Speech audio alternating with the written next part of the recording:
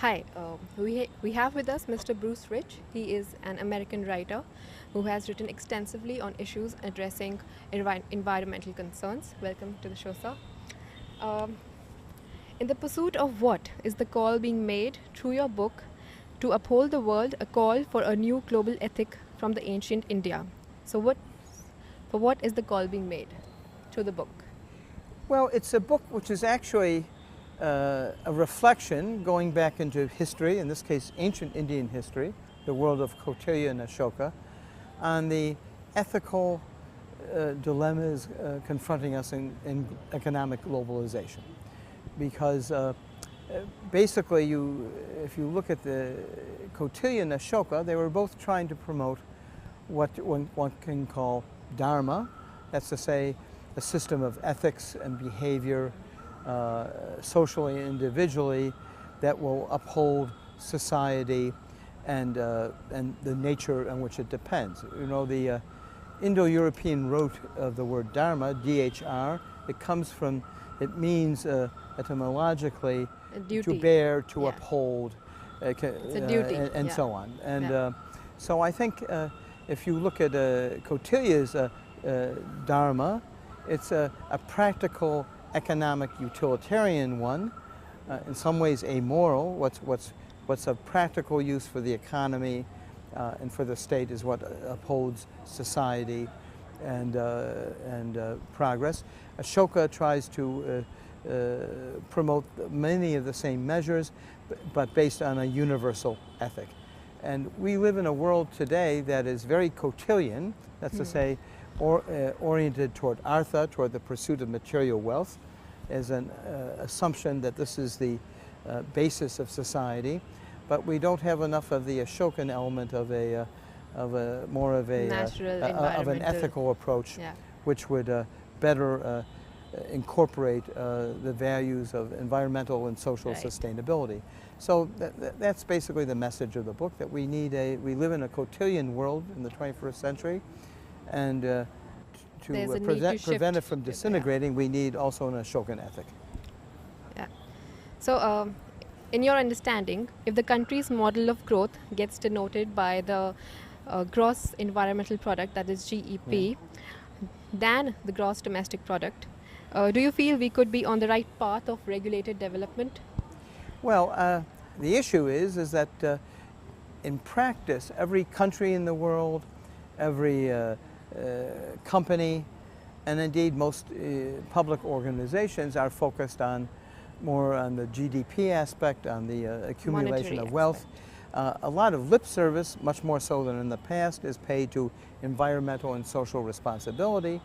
But we learned in today's sessions, for example, that even multinational groups with high standards like Tata, for example, don't apply a real full costing of the environmental and social impacts of their activities.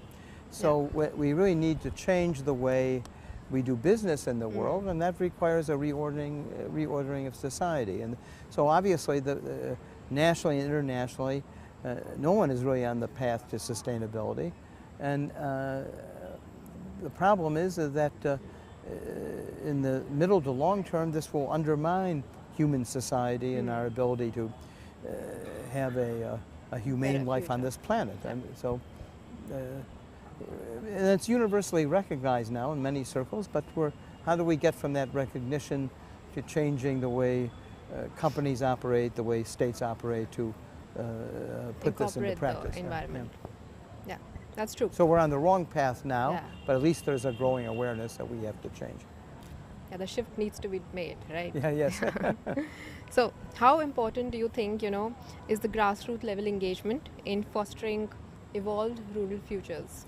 Well, the question of how major social and political and economic change occurs in societies is the key one. My own belief from my own experience is that top-down does not work.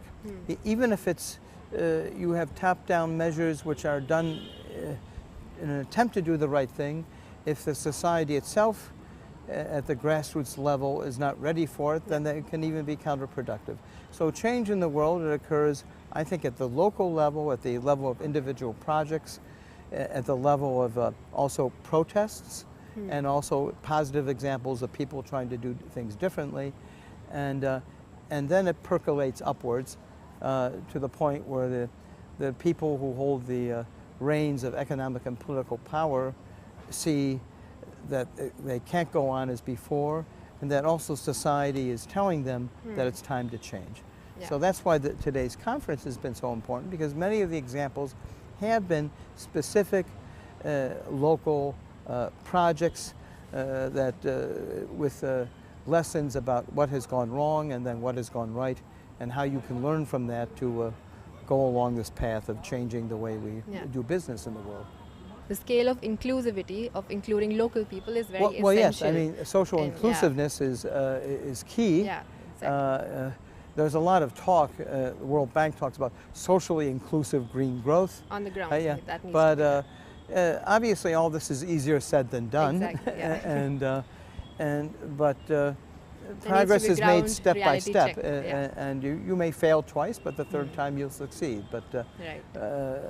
the optimistic sign is, I think, increasingly around the world, people recognize this is the path we have to go on. And it's much easier to make progress step by step at a local level. If you start thinking abstractly, well, the whole world has to change until anything changes at the local level, then you kind of convince yourself that it's impossible to change anything, and that's really not the case in reality.